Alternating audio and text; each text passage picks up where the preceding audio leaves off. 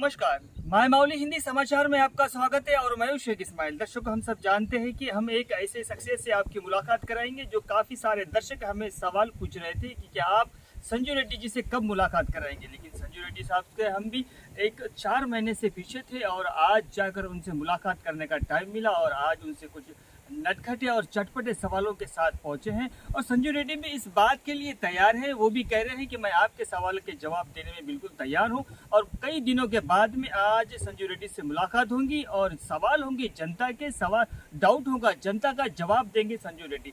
सबसे पहले इनकी तारीफ क्या करें हम, ये तारीफ के जो जिस तरह से इनकी तारीफ है, जिस तरह से लोगों में इनकी पहचान है, जिस तरह से लोग इन्हें जानते हैं, हमने आज आकर उनके ग्राउंड लेवल पर उनके गांव जाकर देखा कि उनकी जो सतह है, उनकी जो तारीफ है, ये किसी के तारीफ की मोहताज नहीं है। फिर भी हम थोड़ी सी जानकारी आप दर्शकों को बता देते हैं कि आदिलाबाद मंडल के पोचारा गांव के ये निवासी है। इनका जो यहाँ पर पैदाइश हुई, बचपना गया और जवानी भी यहाँ तक ही गई। लेकिन इसके बाद में जो इन गांव वालों के लिए जो काम किए वो सराहना है। देखिए, जिस वक्त इंदिरा के घर आए थे उस वक्त संजू रेड्डी साहब एक अमीर घर के हैं और अच्छे खाते पीते घर के हैं। इन्होंने कहा कि लोगों को घर, इंदिरा के तो घर आए लेकिन इनके पास जगह नहीं है।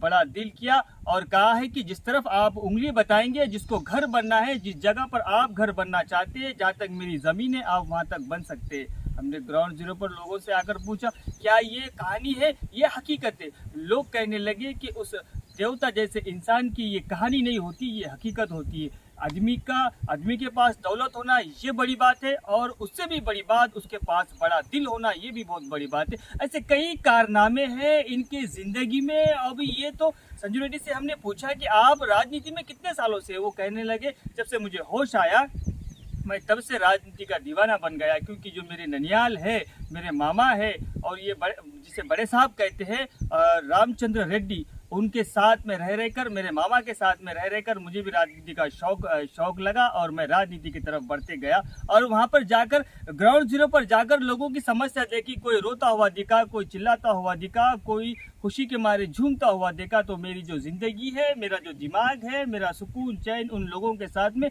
बांटने के लिए मैं सतत तैयार होगा। मैं मीडिया में, मैं फोकस में ज़्यादा नहीं आता क्योंकि मुझे ये पसंद नहीं है। लेकिन बहुत दिनों के बाद हमने आग्रह किया कि सर आपका एक कुछ इंटरव्यू चाहिए और उसके जरिए से आज हमें संजू रेड्डी से मुलाकात कराएंगे और आप दर्शकों तक उनकी आवाज़ पहुंचाएंगे, क्या संजू रेड्डी चाहते हैं और संजू रेड्डी आगे क्या चाहेंगे और अपनी जनता को, अपने आवाम को क्या मैसेज देना चाहते हैं। ये सारी हकीकत हम आपके सामने रखेंगे। धन्यवाद, पर आप बने रहिएगा माय माउली हिंदी समाचार के साथ। सबसे पहले हम माय माउली की तरफ से आपको नमस्कार करते हैं संजू रेड्डी साहब को और आपसे एक पहला सवाल से शुरुआत करते हैं। सर, आप राजनीति में कैसा आना हुआ आपका? माय माउली को नमस्कार करते हो।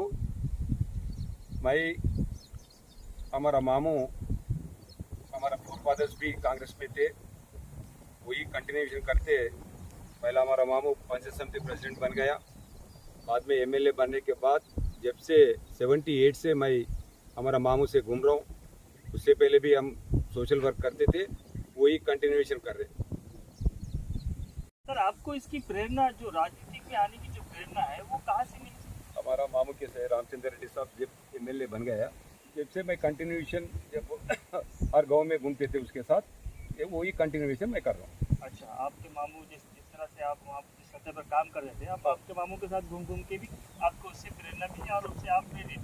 सर, कांग्रेस से क्यों चुना आपने? पहले फादर से कंटिन्यूएशन आ रहा, हमारा इधर मदर साइड फादर, इधर हमारा पिताजी का फादर कंटिन्यूएशन कर रहे, वही कंटिन्यूएशन कर रहे। अच्छा, और इंटरेस्टिंग भी हमारे को भी वही पार्टी है, नेशनल पार्टी है बोल के हमारा इंटरेस्ट भी है, मेरे को भी इंटरेस्ट है। अच्छा, जो अपने तुम्हारे जो खानदान की परंपरा है उसको निभाते हुए कर रहे, यानी दिल से कर रहे हैं। दिल से कर रहे। फिर आपका लक्ष्य क्या है, क्या चाहते हैं आप? एक्चुअली एक हम पॉलिटिकल में जब हमारा मामू थे, मामू के साथ घूम रहे थे, घूमे तो जब भी मेरे को प्रेशर करते थे कि बाद में कौन है, अच्छा, कौन रामचंद्र रेड्डी साहब के और होने के बाद कौन। तो जब मैं थोड़ा इंटरेस्ट भी नहीं था पहला, लेकिन बाद में हमारा कार्यकर्ता, हम जो रामचंद्र रेड्डी साहब से घूमे, जब मेरे को भी टोटली वो लोगों से रिलेशनशिप अच्छा बन गया मेरे को। पूरा 4 मंडल में टाउन में फ्रेंडली ये हमारे को साहब से जितना मुलाकात होते थे मेरे को भी उतना मुलाकात होते थे। जब हम वो लोगों के सुख दुख में मैं काम करते थे उसके बाद से मेरे को इंटरेस्ट भी आ गया, मैं कंटिन्यूएशन कर रहा हूँ। रामचंद्र रेड्डी साहब के सलाहकार भी आप ही थे, ऐसा सुनने में आया हमें। बराबर है वो, आप ही उनके सलाहकार थे और फाइनेंशियल भी मदद की आपने। इसके पहले भी कुछ ऐसा प्रॉब्लम आते थे तो रामचंद्र साहब को आप हाजिर हो जाते थे। नहीं फाइनेंशियल तो ऐसा नहीं है, फाइनेंशियल तो पूरा वो नहीं करे, लेकिन हम उसके साथ थे, सलाहकार थे। सलाहकार थोड़ा जब हम घूमे जब डायरेक्ट रामचंद्र साहब से बोलने से थोड़ा डरते थे। मेरे को बोले तो मैं साहब को समझा के ये प्रॉब्लम है, ये प्रॉब्लम को सॉल्व करना बोल के मैं बोलते थे। 100% मेरे को इम्पोर्टेंस भी दिए, वो सॉल्व भी करें हम साहब। अच्छा, सेवा करने के कई और भी उपाय हैं, लेकिन आपने सेवा करने के लिए सिर्फ राजनीति चुना, यानी इसका मतलब थोड़ा समझाइए हमें। राजनीति में आने के बाद, राजनीति आने से पहले भी हम सोशल वर्क करते थे। राजनीति में आने के बाद मैं जैसा रामचंद्र रेड्डी साहब के साथ जब उन्होंने 2 बार इंडिपेंडेंट जीते, 2 बार कांग्रेस एमएलए जीते, 1 बार मंत्री बन गया। जब मेरे को इंटरेस्ट आ गया कि जब 2004 में रामचंद्र रेड्डी साहब ने 4th टाइम एमएलए जीतने के बाद पहला बार है जब सिंगल विंडो इलेक्शंस आए। सिंगल विंडो इलेक्शंस में आने के बाद यहाँ पे मंडल में पूरा कार्यकर्ता मेरे को फोर्स करे कि आप सिंगल विंडो चेयरमैन बनना बोल के, आदिलाबाद मंडल के। जब 9 डायरेक्टर्स थे, वन ऑफ द डायरेक्टर मैं पोचारा से चुन के आया, बाकी का 8 जने पूरा मंडल में चुनने का आने के बाद टोटल डायरेक्टर्स मेरे को चेयरमैन बनाए। चेयरमैन बनाने के बाद आदिलाबाद मंडल में जब यहाँ पे सहकार बैंक में जब 2000, 3000, 4000 रुपये देते थे, लेकिन हम चेयरमैन बनने के बाद हमारा रामचंद्र रेड्डी साहब एमएलए थे। जब डिस्ट्रिक्ट कांग्रेस डिस्ट्रिक्ट सहकार बैंक में मीटिंग रहते थे, जब मैं चेयरमैन को, हमारा डिस्ट्रिक्ट चेयरमैन जब दामोदर रेड्डी थे, जब हम पूछते थे कि ये 3000, 4000 देने में क्या फ़ायदा है, लेकिन हम चुन के आए।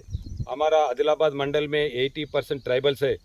ट्राइबल को अपन ये करना बोले तो चेयरमैन बनना बोल के ये लोग बोले तो मैं चेयरमैन बनने के बाद एट ए टाइम जब 3000 को डायरेक्ट 30,000 रुपीज़ पर एकड़ दिए, 30,000 रुपये पर एकड़ दिए टोटल ट्राइबल्स को।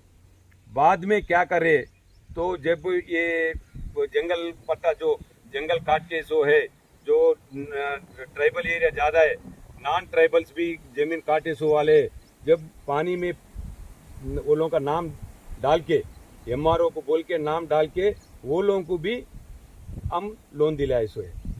उस वक्त बात हुई। 100% क्या है बोलो तो वो एक अच्छा मौका मिला। मैं एक सोशल वर्कर था, वो सोशल वर्कर के साथ ये पावर जो रहेंगे तो मैं 100% ये आदिलाबाद मंडल में पूरा कम से कम टोटल आदिलाबाद मंडल में टोटल कम से कम 18,000 जनों को 1800 नया मेंबरशिप बना के, specially tribals, Gonds and Gormati, जब सब लोगों को हर गांव में जो जंगल काटे सो है वो लोगों को एमआरओ को पर्सनल लेके दिखा के वो सर्वे करके पानी में नाम आने के बाद पानी के साथ वो लोगों को लोन दिलाए सो है। हमने संजय रेड्डी साहब से पूछा कि आप सेवा करने के तो कई सारे उपाय हैं, कई सारे तरीके भी हैं, लेकिन आप राजनीति में रहकर सेवा क्यों करना चाहते? तो संजय रेड्डी साहब का जवाब बहुत प्यारा लगा। वो कह रहे हैं कि जब राजनीतिक भी पावर अगर इंसान के पास होता है तो सेवा करने में मज़ा आता है और उसका कुछ गोल भी रहता है। और उस वक्त की जब 3,000 रुपये उन गरीबों को, उन आदिवासियों को दिया जा रहा था, हम आने के बाद में हमने जब ठान लिया तो उनको 3 से 30 यानी 10 गुना बढ़ा दी गई है। इसलिए मैं राजनीति में रहकर सेवा करना चाहता हूँ। ये एक संजय रेड्डी का एक जवाब था, ये बहुत बखूबी सराहना जवाब है। संजय रेड्डी सर, हम आपसे ये पूछना चाहते हैं कि अब कांग्रेस में तो 3 लोग हैं और तीनों का क्या समझ में नहीं आ रहा। इसमें पहले तो आप 3 लोग हैं, तीनों का क्या किस तरह से है, तीनों का काम किस तरह से है? लोग का काम ये देखो उन्होंने तो हमारा डिस्ट्रिक्ट प्रेसिडेंट है साजिद खान साहब, जिला अध्यक्ष है इन्होंने तो एआईसीसी मेंबर है और मैं एक्स मार्केट कमेटी चेयरमैन। तो एक्चुअली क्या है बोले तो मैं ये दोनों से सीनियर हूँ मैं। अच्छा 100% सीनियर हूँ मैं। कई को बोलो तो मैं ये 78 से पॉलिटिक्स में हूँ। 78 से मैं पॉलिटिक्स में हूँ, जब से आज तक भी कंटिन्यूएशन था। लेकिन 2 बार क्या है बोलो तो रामचंद्र रेड्डी साहब को कांग्रेस पार्टी टिकट नहीं मिले तो इंडिपेंडेंट कॉन्टेस्ट करे हम। कॉन्टेस्ट करने के बाद भी उसके ऊपर तेलुगु देशम वाले फोर्स करे तो भी नहीं गए, बाद में वापस कांग्रेस पार्टी है। कांग्रेस पार्टी हमारे को कोई कारण से रामचंद्र रेड्डी साहब को कोई कारण से टिकट नहीं दी, लेकिन इंटरनल प्रॉब्लम था, वो डिस्ट्रिक्ट का प्रॉब्लम था। अगर इन्हों हेडक्वार्टर में इन्हों एमएलए रहे तो हमारा 10 जब 9 एमएलए थे हमारे प्रॉब्लम आता बोल के लोकल डिस्ट्रिक्ट का प्रॉब्लम रह के रामचंद्र रेड्डी को टिकट नहीं दिए तो इन्होंने इंडिपेंडेंट कॉन्टेस्ट करके सत्ता दिखा के बाद में कांग्रेस पार्टी में ज्वाइन हुआ। ये कंटिन्यूएशन से हम कंटिन्यू। संजू रेड्डी अब 3 के बजाय 4 हो गए, अब चौथे शख्स का क्या रोल है? हाँ, चौथा का रोल क्या है बोलो तो एक्चुअली हम तो हमारे को हाईकमान ने पहला बोला कि तीनों मिलके घूमो। अनफॉर्चुनेटली क्या करे, एक्चुअली अभी चौथा आदमी ऐसा है कि एक्चुअली उसका इलेक्ट्रॉनिक मीडिया प्रिंट मीडिया क्या करे, ये बीजेपी में एक 7 महीने पहले जैन होके हमारा गुरुजी संतोष जी है, मेरे को बी फार्म आ गया बोल के वहाँ पे थोड़ा ये करे। बाद में क्या है कोई इंटरनल प्रॉब्लम हमारे को तो समझ में नहीं आया, बाद में अचानक कांग्रेस में जैन हो गया। यही तो अपना हमारा नेतागण है प्रियंका गांधी के साथ जैन हो गया। तो उसका रवैया क्या है बोलो तो वो पार्टी में रह जब भी किसी के साथ नहीं घूमे, किसी के साथ इंडिविजुअल का घूमे थे। हमारे पार्टी में भी आने के बाद भी हमारे साथ भी हमारे को हम कंटिन्यू कर रहे, हम तीनों घूम रहे। एक दिन भी हमारे कैंपेनिंग में नहीं आ रहे। तो उसका रवैया क्या है बोले तो एक्चुअली उसका सिद्धांत एक्चुअली आरएसएस का है, लेकिन वो इंटरनल प्रॉब्लम अभी आरएसएस का है। तो संतोष गुरुजी संतोष गुरुजी बोले तो बीजेपी में जे नड्डा और अमित शाह और मोदी साहब ये आउट फोर्थ है। उसका गुरुजी से पॉलिटिक्स में आया, छोटे से पहले से आरएसएस का कैंडिडेट है। लेकिन वहाँ पे क्या है कि इंटरनल प्रॉब्लम है, इसको टिकट नहीं मिलता बोल के इसमें आ गया। उससे पहले एक 10-15 दिन पहले जो कांग्रेस पार्टी से आने से पहले उसका एक स्टेटमेंट है, वो स्टेटमेंट सही है कि नहीं है कि मैं तो देखा वीडियो में, जब मैं मरे तो बीजेपी का खंडवा डाल के जलाना बोल के। कौन बोले? ये चौथा आदमी बोला। और एक क्या बोले, उसका बच्चे के कसम की करे मैं कभी भी रहे तो यही पार्टी में रहे तुम बोल के। और एक क्या बोले, जब हिंदू संप्रदाय में ये लकड़ी में जलाते तो पुड़का पुड़का बोल के वो एक सिद्धांत है, वो भी वो सामर्थ्य बोले। सामर्थ्य बोलने के बाद 15 दिन में ही पलटी हो गया कि कांग्रेस पार्टी में आ गए। ठीक है, हमारा पार्टी में ये समुद्र है, हमारा पार्टी किसको भी ला सकते, हम भी तैयार है, हम भी वेलकम भी करें।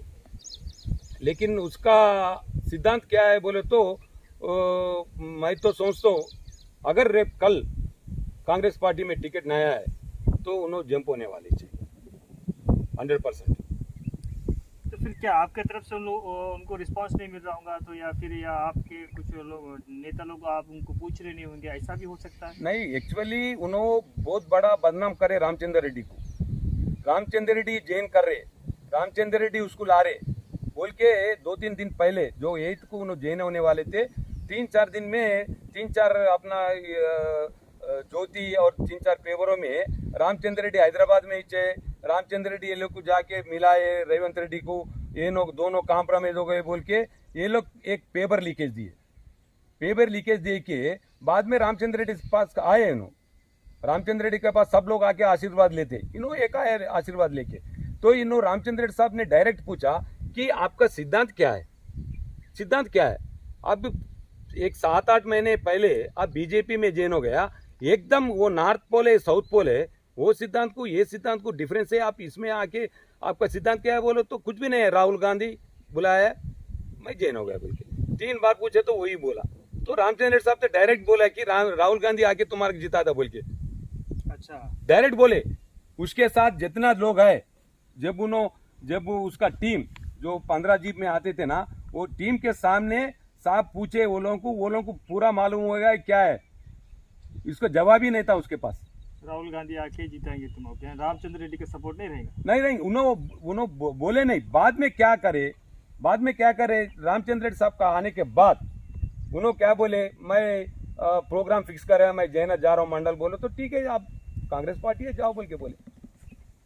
बोलने के बाद उन्होंने क्या बोले वहां पे कार्यकर्ताओं के मीटिंग में, ये क्या है टीआरएस में जोगरामाना को टिकट मिलता, बीजेपी में पहले शंकर को टिकट मिलता, कांग्रेस को मेरे को मिलता। क्या इन्हों जोशी है क्या? अच्छा, इन्हों जोशी है क्या? इन्हों टिकट का तो कोई डिसाइड नहीं हुआ, डिसाइड ही नहीं हुआ, टिकट डिसाइड ही नहीं हुआ। उस दिन प्रेस मीट में कंदी श्रीनिवास रेड्डी भी पहला बात करे, बाद में रामचंद्र रेड्डी भी बात करे, मैं उसके साथ ही बाजू को हम दोनों। बाद में उन्होंने रामचंद्र रेड्डी साहब क्लियर बोले कि आज तक किसको भी टिकट फाइनल नहीं हुआ, टोटल कार्यकर्ताओं का मनोभाव लेने के बाद ही टिकट फाइनल होता बोल के बोलने के बाद एक आधा घंटे में जाके मेरे टिकट फाइनल है बोल के बोले।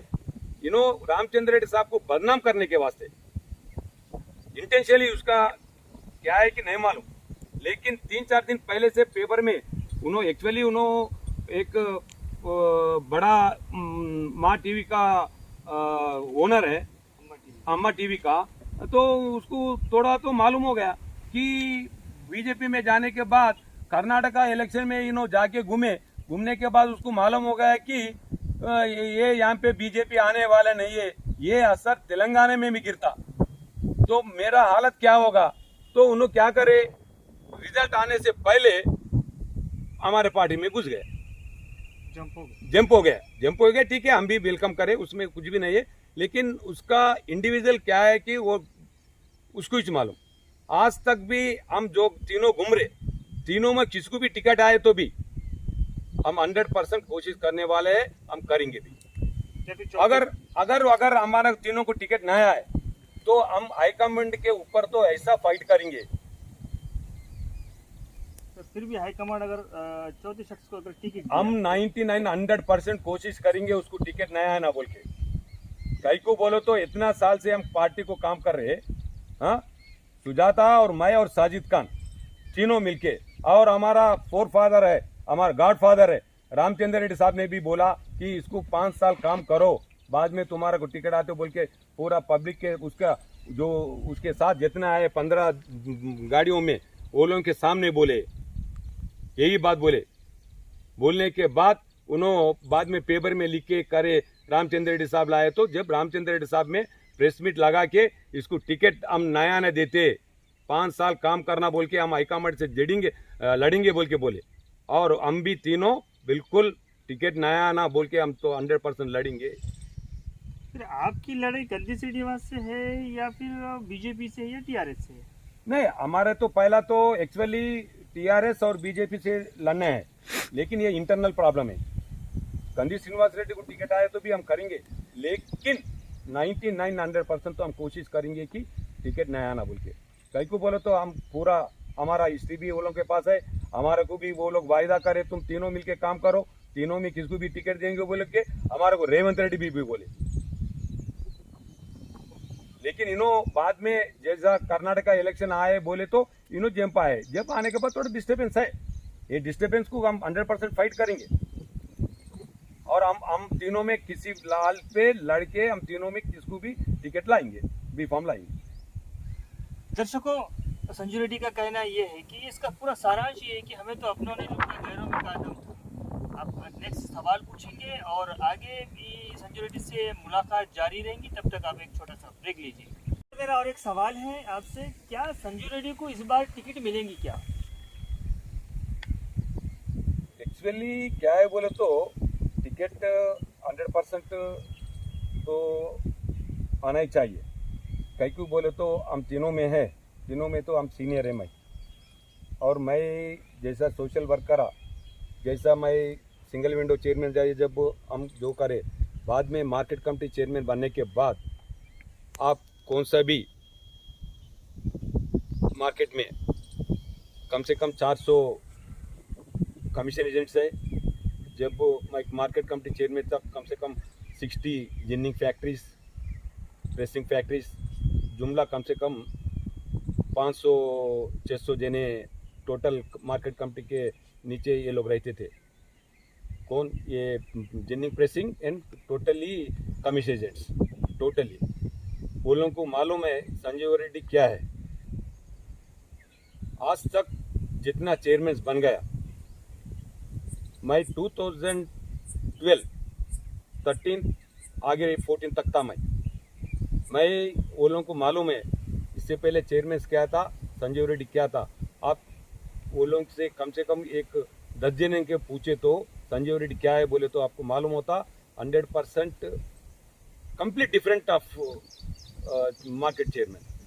इतने दिन चेयरमैन जब इंडिपेंडेंस आए से अब तक मैं चेयरमैन होने तक, मैं चेयरमैन होने के बाद उससे पहले बहुत जने चेयरमैन बन गए। वो चेयरमैन को मेरे को कंपेरेटिव करे तो आप अगर ये 400 जनों में कम से कम 3-4 जनों को अगर इंटरव्यू करे तो मैं जो बोला 100% आपको उसमें रिजल्ट आ जाता। संजीव रेड्डी, क्या आपको टिकट नहीं मिलने पर अगर कोई ऐसा प्रॉब्लम आती है या तो फिर टिकट आपको नहीं मिलते तो क्या फिर आप फिर से वही कांग्रेस के झंडे के नीचे रहेंगे या तो फिर आप भी कोई पार्टी की तरफ मुंह मोड़ेंगे? नहीं, 100% कांग्रेस पार्टी के झंडा पकड़ेंगे और जिसको टिकट मिले तो 100% मैं काम करने को सकता है, उसमें कुछ भी डाउट नहीं है।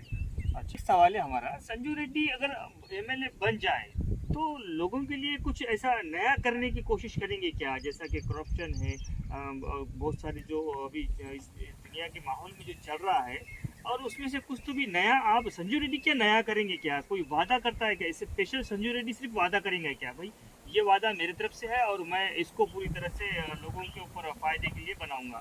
हाँ बराबर है। अगर मैं टिकट मिल गया, अगर मैं जीत गया तो आदिलाबाद का पहला एक्चुअली हेल्थ एंड एजुकेशन पे मैं फोकस लगा दूं। कई को बोले तो हमारा पूरा आदिलाबाद का जनता के वास्ते एक्चुअली ये दो अगर हम करेंगे, अच्छा हेल्थ डॉक्टर्स जैसा इससे पहले रामचंद्र रेड्डी ने रिम्स लाले सुपर स्पेशलिटी बन गया, लेकिन यहाँ पे डॉक्टर्स नहीं है। आदिलाबाद को हैदराबाद को कंपेरेटिव देखे तो इससे पहले भी आदिलाबाद बैकवर्ड था, अभी भी जो इससे पहले उम्मड़ी आंध्र प्रदेश में भी आदिलाबाद 10 जिलों में बैकवर्ड था। तो अभी भी तेलंगाना में भी 33 जिला होने के बाद भी आदिलाबाद जिला को बैकवर्ड बनाए।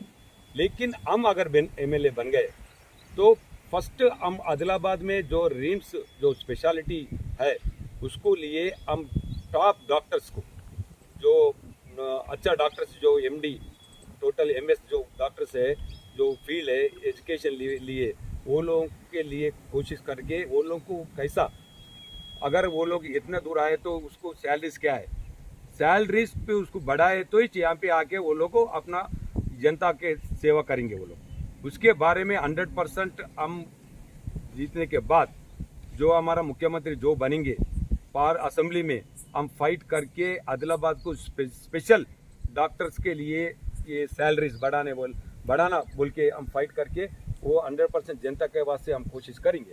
और एक बात है एजुकेशन के बारे में, जब KG to PG तक ये लोग बोले, अभी तक तो नहीं करे, लेकिन हम जीतने के बाद स्पेशली जनता के यहाँ पे हमारा आम जनता के वास्ते टोटल बिलो पॉवर्टी लाइन जो लोग हैं वो लोगों के वास्ते अच्छा एजुकेशन देना बोल के हम पार्लियामेंट असेंबली में फाइट करके अच्छा टीचर्स को यहाँ पे अलॉटमेंट करके वो कोशिश करके यहाँ पे एजुकेशन अगर अच्छा डेवलपमेंट करेंगे तो 10 साल में ऑटोमेटिकली डेवलप, वो लोग भी डेवलप होते। एजुकेशन डेवलप होने के बाद खुद ब खुद दूसरा डेवलपमेंट होता बोल के मेरा सोच है।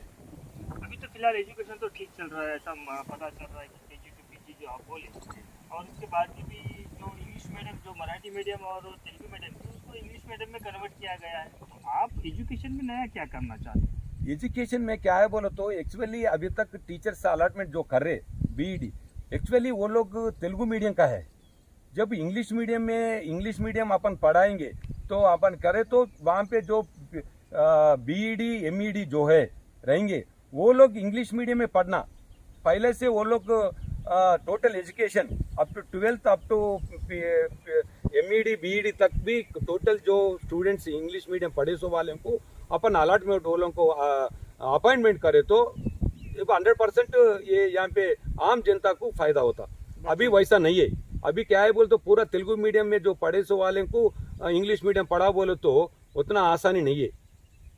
हम अगर होने के बाद अगर हम एमएलए जीत गए तो हम ये पहला काम करेंगे, हेल्थ और एजुकेशन के ऊपर हम फोकस करेंगे।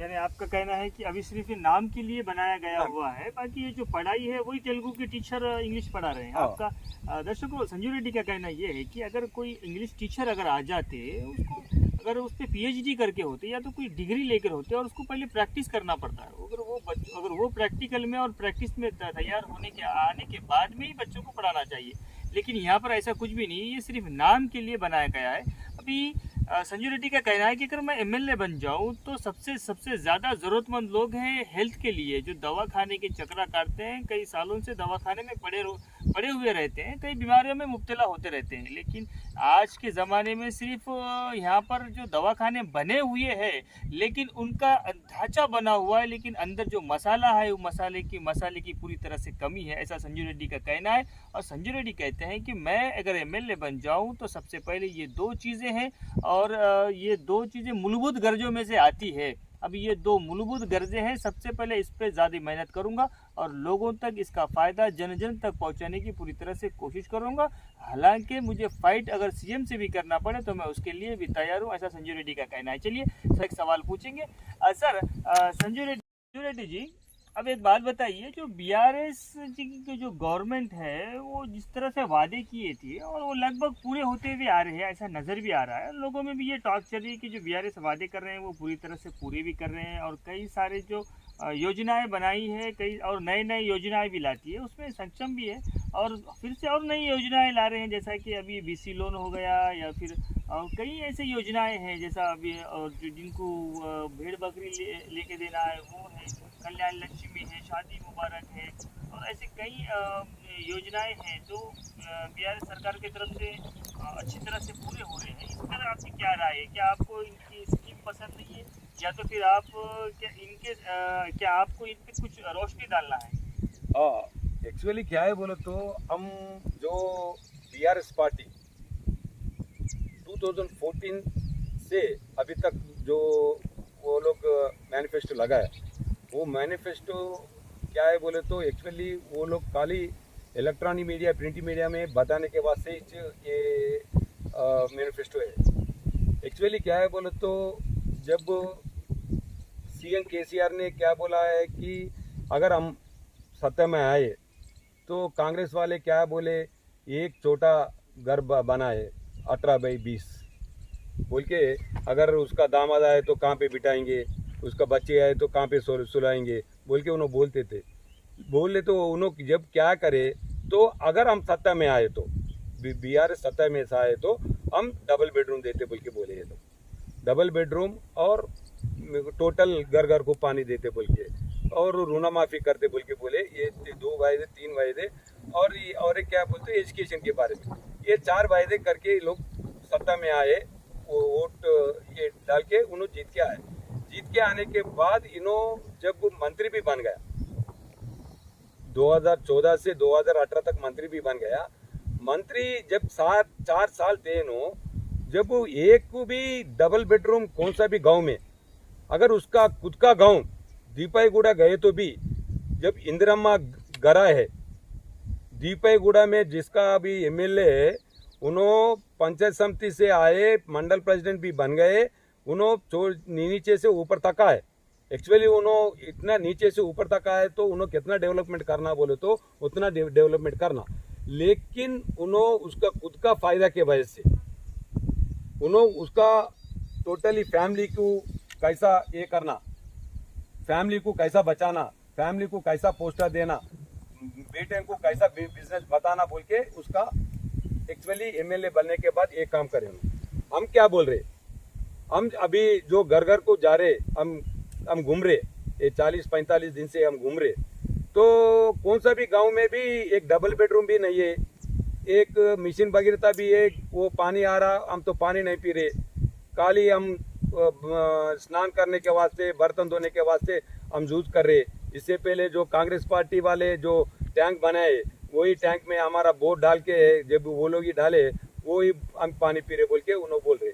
लेकिन जो रामन्ना जो बोल रहे ये पूरा वायदा पूरा इम्प्लीमेंटेशन करा बोल के, लेकिन मैं एक सवाल पूछता हूँ रामन्ना को, अभी प्रेजेंट एमएलए को, जब वो मंत्री भी था अभी एमएलए भी है, मैं सवाल पूछता हूँ कौन सा भी गांव को मैं उन्होंने जो खुद का गांव है दीपेगौड़ा, जैनत मंडल उसका कम से कम 2 बार जेडपीटीसी 1 बार एमपीपी था, वही गांव में अपन कौन सा भी गांव को जाएंगे, आप अगर डबल बेडरूम बनाएंगे तो मैं हम 100% उसको सपोर्ट करते हैं।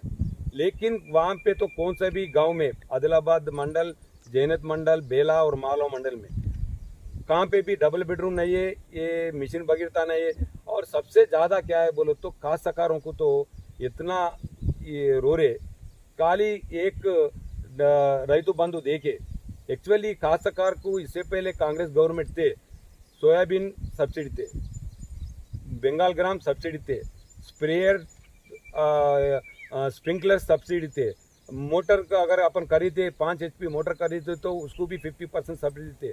जिसको करंट नहीं है वो लोग ऑयल इंजन खरीदी करे तो भी वो लोगों को भी 50% सब्सिडी थे। इतना सब्सिडी रही के खाली रैतु बंधु दे के काश्तकारों को ये करके वो लोगों को नुकसान करने वाले सबसे ज़्यादा बोले तो बीआरएस गवर्नमेंट है।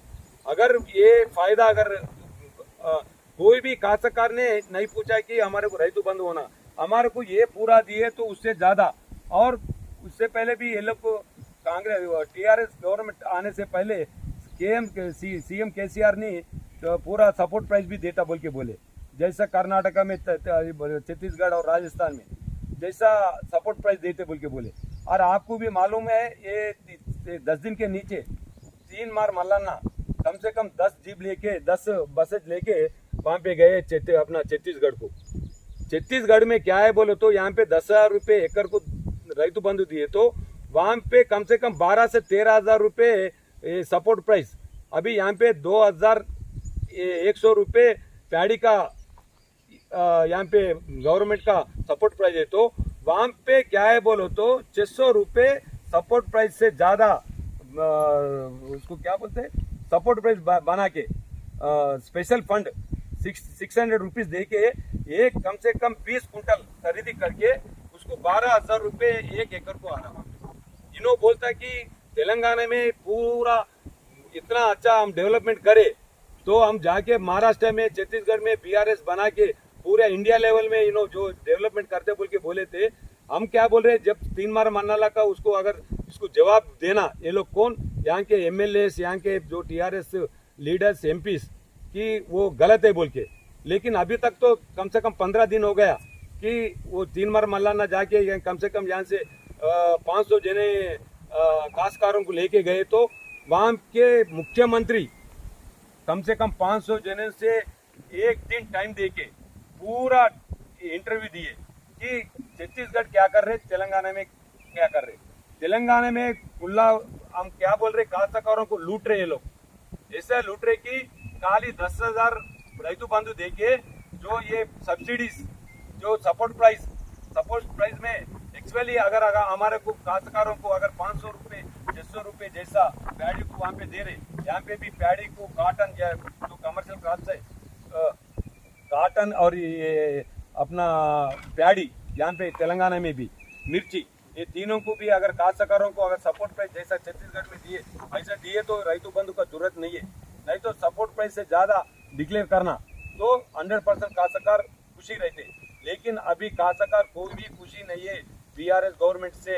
तो ये कम से कम अभी एक 10 एकड़ कासाकार रहेंगे तो उन्होंने कम से कम 5 एकड़ सोया भी डालेंगे तो 7 बैग को एक बैग के लिए 2000 रुपये सब्सिडी, 2000 रुपये सब्सिडी देते थे कांग्रेस। अब जब 50% सब्सिडी देते थे कांग्रेस गवर्नमेंट में, कम से कम 7 बैग बोले तो सीधा 14,000 रुपये, इतना डिफरेंस है। एक स्प्रिंकलर के बारे में अभी जब कांग्रेस गवर्नमेंट में था तो 18,000 रुपये था, 9,000 में देते थे, और एक मोटर लिए तो 24,000, 12,000 में देते थे। ऐसा पूरा सब्सिडी देते थे। अगर पूरा सब्सिडीज अगर दिए तो रैतु बंधु का जरूरत नहीं है। तो हमारा गवर्नमेंट आने के बाद जैसा अभी इससे पहले रैतु बंधु अभी भी हमारा गवर्नमेंट ने फाइनल करे कि 14-15,000 रुपये देते बोल के, उसके अलावा जो पहला जो कांग्रेस गवर्नमेंट में था स्प्रिंकलर्स और ड्रिप और मोटरों को भी सब्सिडी देता बोल के हमारा कांग्रेस पार्टी का वादा है।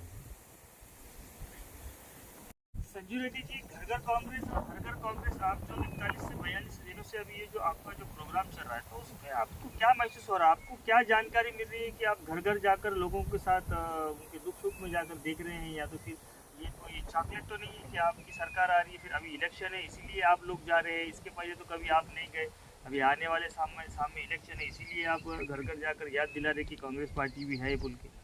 वैसा नहीं है। एक्चुअली क्या है बोलो तो हम ये 45 दिन से घूम रहे नहीं, उससे पहले भी हम कंटिन्यू घूमते थे।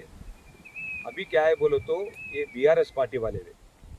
अभी जैसा इलेक्शंस नज़दीक आ रहा, नज़दीक आने के बाद वो लोग क्या कर रहे, बीसी लोन, दलित बंधु, दूसरा गिरिजन बंधु पूरा ला रहे। लाने के बाद अभी एक्चुअली एक 10 दिन के नीचे हम पेपर में पढ़े, इससे पहले वो लोग डबल बेडरूम को 5 लाख रुपए देते बोल के बोलने के बाद अभी पार्लियामेंट में असेंबली में क्या पास करे, 5 लाख को छोड़ के और 3 लाख को आ गया।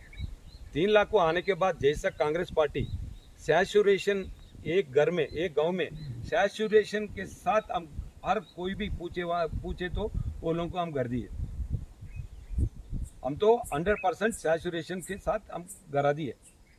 अभी ये लोग कौन सा भी गांव में आज तक तो 5 लाख छोड़ दो, 3 लाख भी आज तक भी नहीं दे रहे।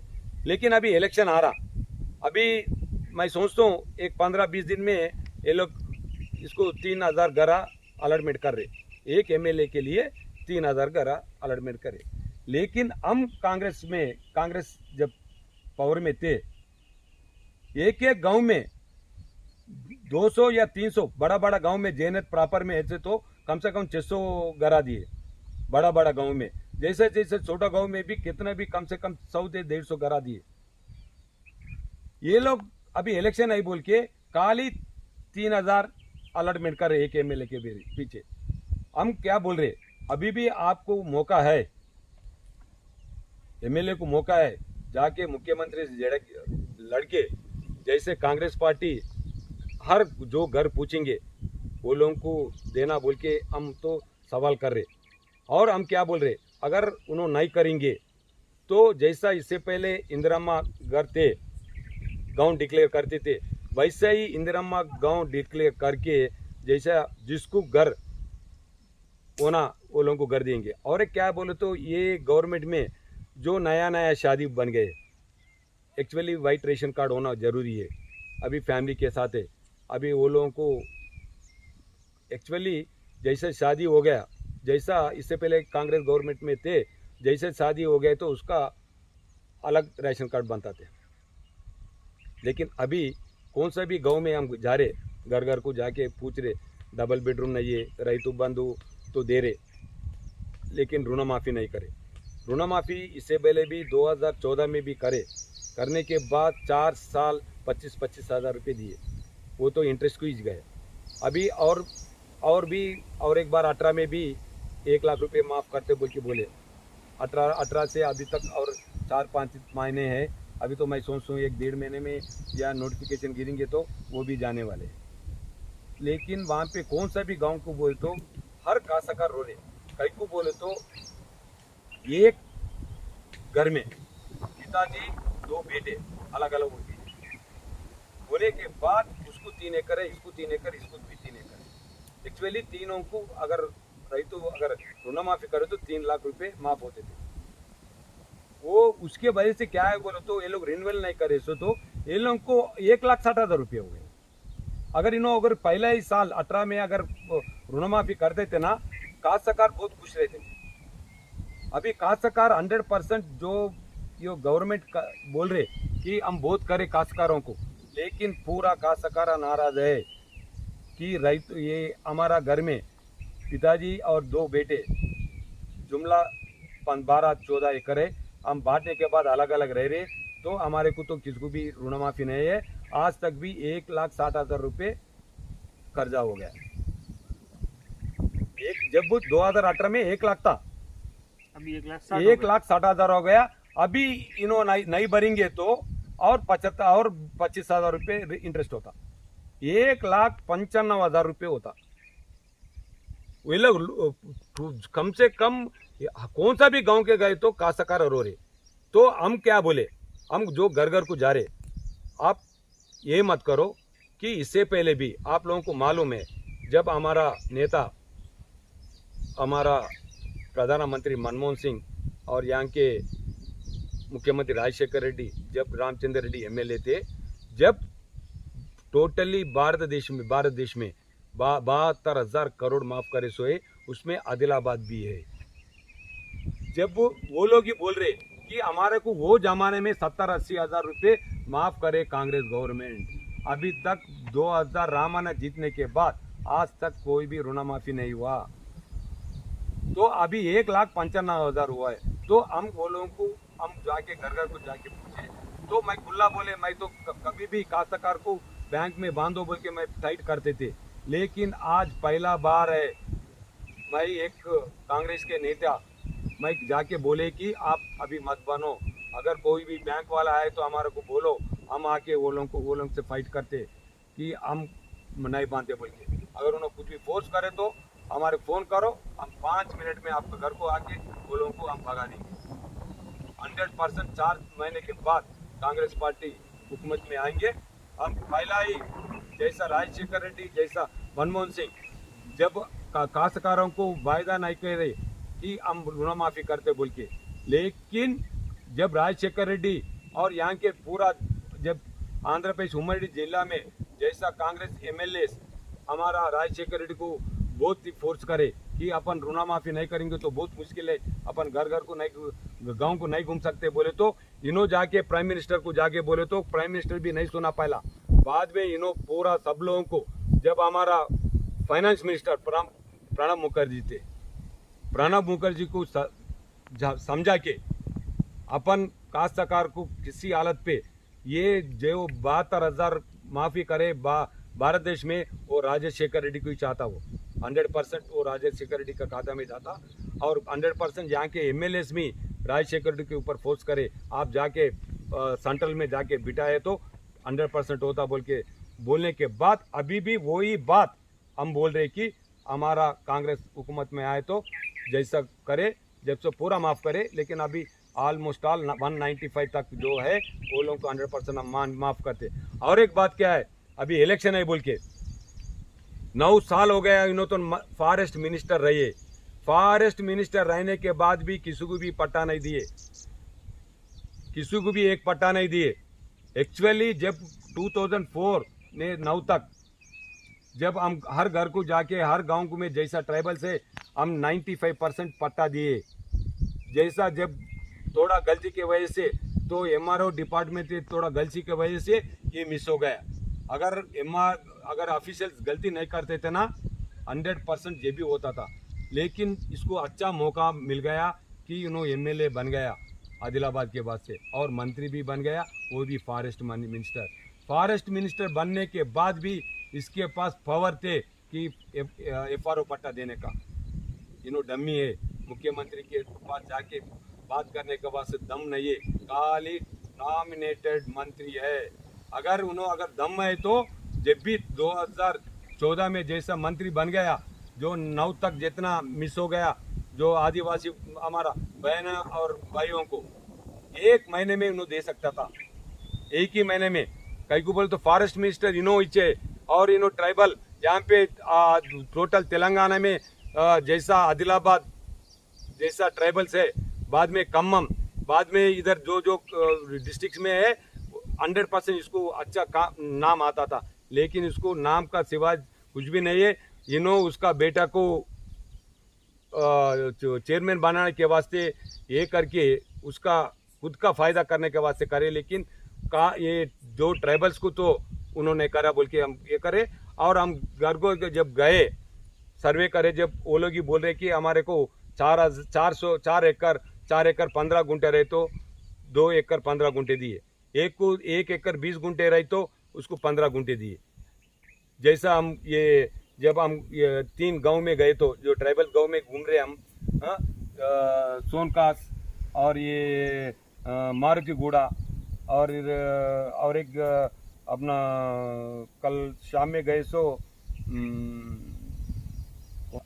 बावनेगुड़े में पूरा ट्राइबल्स बोल रहे कि हमारे को काश्तकारों को चूते घुमाने के वास्ते हमारे को बुलाए, वहाँ पे पट्टा देते बोल के। देखने के बाद हम हमारे को ये आ रहे कि कांग्रेस गवर्नमेंट में जैसा सर्वे करे पूरा दिए, ये इन्हों आके हमारे 4 एकड़ में बोले तो ये दे तो हमारे को तो कंप्लीट हम डिसमूड होके वापस आ गए। तो हम क्या बोल रहे वो लोगों को, हम घर घर को जागने के बाद ये आप लोग नाराज मत हो जाओ, जैसा अभी सर्वे है ऑफिस में रहेंगे वो, अगर नहीं है तो आप लोगों को यहाँ पे तुम्हारा खेत में तुम्हारे को वहाँ पे खड़े करके आप जो जहाँ पे बाउंड्रीज बताते वैसा ये करके तुम्हारे को बाद में हम देते हैं बोल के बोलने के बाद वो लोग थोड़ा कॉन्फ्रेंस में आए। इससे पहले भी कांग्रेस दिए, इन्होंने फॉरेस्ट मिनिस्टर रह के नहीं दिए। 100% वो लोगों को हमारे को कांग्रेस पार्टी को ये बार हमारे को वोट डाल के जिताएंगे बोल के भी बोलते हुए। संजू रेड्डी, आप ये जो कांग्रेस पार्टी की तरफ से आप जो ये घोषणा दे रहे हैं, हम लोगों को ये सहूलतें देंगे, लोगों के साथ ऐसा करेंगे, उनके साथ व्यवहार इस तरह से होगा। अब ये इलेक्शन आगे है, इस पिछली सरकारें भी कुछ तरह से इस तरह से वादे किए थे, वो भी भूल गए। क्या कांग्रेस सरकार भी क्या ये घोषणा पूरी करेंगी या पूरे ये तो कांग्रेस जो सरकार है वो नेशनल पार्टी है, ये पूरे देश में करना पड़ेगा आपको। अब ये जो तेलंगाना में होगा ये सिर्फ लोगों को चॉकलेट है या हकीकत में या सचमुच आप उनको ये जो वादे कर रहे हैं वो पूरा करेंगे, और क्या क्या वादे कर रहे हैं तो खुलकर आप मायमावली के दर्शकों को बता सकते हैं। अभी वायदा कैसा है हम कर रहे हैं, हम बोल रहे कि 100% जो घर घर को जाके बोल रहे, जैसा ऋणमाफी 2 लाख, डबल बेडरूम बंदे तो 5 लाख, 500 रुपीज़ सिलेंडर, जिसको ज़मीन नहीं है वो लोगों को 12,000 रुपये। ये तो 100% वादा के साथ हम कांग्रेस पार्टी की तरफ से हम जहाँ बोल रहे 100% ये होने वाले ही से हम करके दिखाएंगे। तो दर्शकों, ये थे संजू रेड्डी और इनकी भी हमने पूरी कहानी सुनी, किस तरह से वादे भी सुने और किस तरह से लोगों में मेहनत करे और अपनी ज़िंदगी किस तरह से बिताई और लोगों के साथ किस तरह से रहना है आगे, और अपनी जनता को आगे बढ़ाने के लिए जितनी भी सहूलतें हैं वो पूरी तरह से लड़ झगड़ कर लाने की पूरी कोशिश करेंगे। और कहा है कि जिस तरह विधायक जो फॉरेस्ट मिनिस्टर थे, लेकिन उन आदिवासी भाइयों को जो ज़मीन उस वक्त 1 या 2 महीने में देना चाहिए था, लेकिन वो विधायक की जो बातें हैं वो असफल रहे और उनके वादे पूरे झूठे वादे रहे, ऐसा संजू रेड्डी का आरोप है। और पूरा सारांश संजू रेड्डी ने बता दिया है कि कांग्रेस पार्टी अभी मजबूत हो रही है और आप सभी मिलकर इस कांग्रेस पार्टी के हाथ और मजबूत करने की बात भी कर रहे हैं और कह रहे हैं कि जितने भी वादे किए हैं वो पूरी तरह से पूरे करेंगे, ऐसा संजू रेड्डी का कहना है। धन्यवाद, पर आप बने रहिएगा मायमावली हिंदी समाचार के साथ। फिर से इलेक्शन के नज़दीक एक और मुलाकात होगी संजू रेड्डी से। जब तक आपका धन्यवाद।